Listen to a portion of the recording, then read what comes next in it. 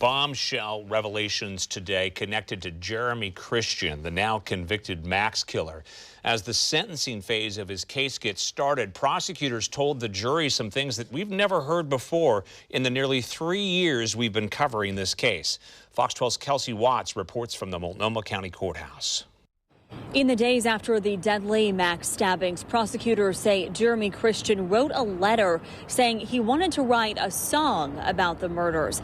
And they say he also hoped to sell something of his on a website called murderauction.com. Murderauction.com sells items, everything from locks of hair to fingernail clippings to writings to poetry, made by people who are connected to high-profile, sensational crimes.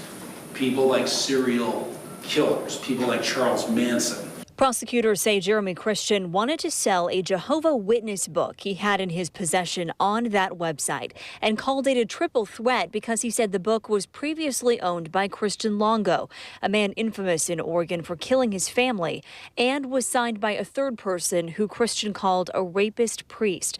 Prosecutors say Christian did have 2 notes for sale on another site called Murder Museum.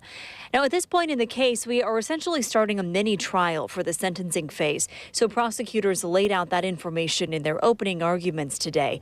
Then they started calling witnesses to help the jury answer these 6 questions. Is it highly probable Jeremy Christian can't be rehabilitated? That his crimes were precipitated by his unreasonable racial and religious bias? That he's shown no remorse but has shown a callous disregard for the value of human life? That he's likely to commit future acts of violence? And that he was at least 18 when the murders were committed? The jury's answers to those questions will help the judge as she decides Jeremy Christian's sentence. That whether he spends the rest of his life in prison is up for some debate. His lawyers say under a new Oregon law, Senate Bill 1013, he can only get life with the chance of parole after 30 years.